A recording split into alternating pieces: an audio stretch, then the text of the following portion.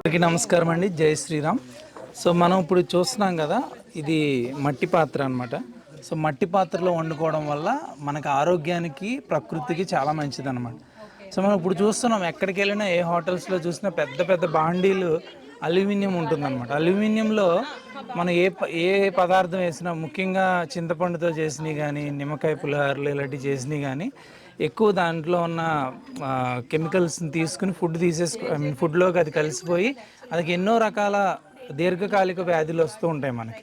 So అవి అది ఎవరు ఇంట్రడ్యూస్ చేశారంటే మనకు బ్రిటిష్ వాళ్ళు. అంటే అది ఒక స్లో పాయిజన్ లాగా మనకి స్వతంత్రం ఇస్తూ ఈ అల్యూమినియం అనే ఒక పాత్రని మనకి ఇవ్వడం జరిగింది. సో దాన్ని మనం తెల్లగా నిగనిగలాడుతూ ఉంటుందని కొనుక్కుంటాం, త్వరగా వదిలిపోతాయని చెప్పి. కానీ అది మనకి శరీరంలోకి వెళ్ళి mainly digestive issues like intestinal cancers రావడానికి, చాలా జీర్ణశక్తిని గ్యాస్ ఇష్యూస్ రావడం. ఇప్పుడు బయటకు పెళ్ళిళ్ళకి వెళ్తారు, లేదా ఇప్పుడు ఈవెన్ గుడుల్లో కూడా చూస్తాం, ఎక్కడ చూసినా సరే పెద్ద పెద్ద అల్యూమినియం పాత్రలను వండుతూ ఉంటారు. గ్యాస్ ఉండాలి, గ్యాస్ ఫామ్ అవుతుంది. ఇంకో విషయం ఏంటంటే, మనం ఎప్పుడైనా టెస్ట్ చేయొచ్చు. ఇప్పుడు దీనిలో మీరు వాటర్ వేసుకుని, అల్యూమినియంలో వాటర్ వేసి హీట్ చేయండి ఫస్ట్. ఇందులో హీట్ చేసిన వాటర్ కొంచెం చల్లారిన తర్వాత ఒక గాజు గ్లాసులో తీసుకోండి. ఇంకో గాజు గ్లాసులో మన అల్యూమినియం పాత్రలో వేడి చేసిన వాటర్ పోయండి. రెండింటికి కలర్ డిఫరెన్స్ చూడండి. సింపుల్ టెస్ట్ ఇంట్లో చేసుకుంటే మనకు అర్థమవుతుంది అనమాట.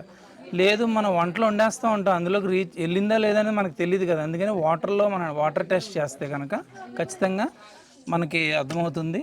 సో మనం ఎంత పదార్థం హెల్దీ ఫుడ్ తీసుకున్నా పాత్ర శుద్ధి లేకుండా పదార్థ శుద్ధి ఉండడం వల్ల యూస్ ఉండదు అనమాట.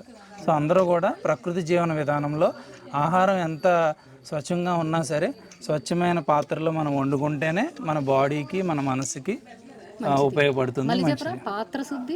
పాత్ర శుద్ధితో పాటు పదార్థ శుద్ధితో పాటు పాత్ర శుద్ధి కూడా చాలా ఇంపార్టెంట్ అన్నమాట. పాత్ర శుద్ధితో పాటు పదార్థ శుద్ధి ఇంపార్టెంట్. సో ప్రతి తల్లిదండ్రులు ఒకటే ఉంటే పాత్ర శుద్ధి లేకపోతే దాని ప్రయోజనం లేదు.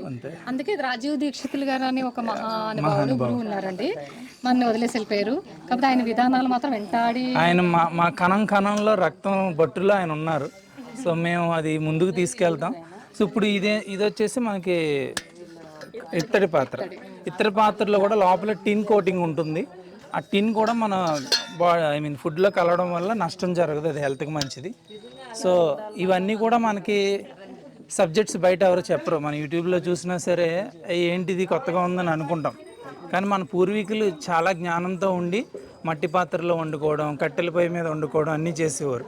సో మళ్ళీ మనం ప్రాచీన జీవన విధానాన్ని తీసుకొచ్చి ప్రకృతితో మమేకమే మనం ఎలా జీవించాలి అనేది ఖచ్చితంగా మనం ఇలాంటి శిబిరాలు జరుగుతున్నప్పుడు అందరూ కూడా ఇలాంటి స్వచ్ఛమైన ఆహారం ఈ సభలకు రావడం, ఇలాంటి ప్లేసెస్కి అందరూ విజిట్ చేసి వాళ్ళ పిల్లలతో, ఇప్పుడు తల్లిదండ్రులను చూస్తుంటే వాళ్ళని చాలా మెచ్చుకోవచ్చు.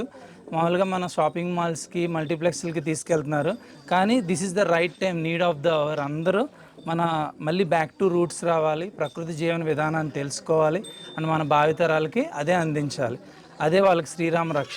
జై శ్రీరామ్.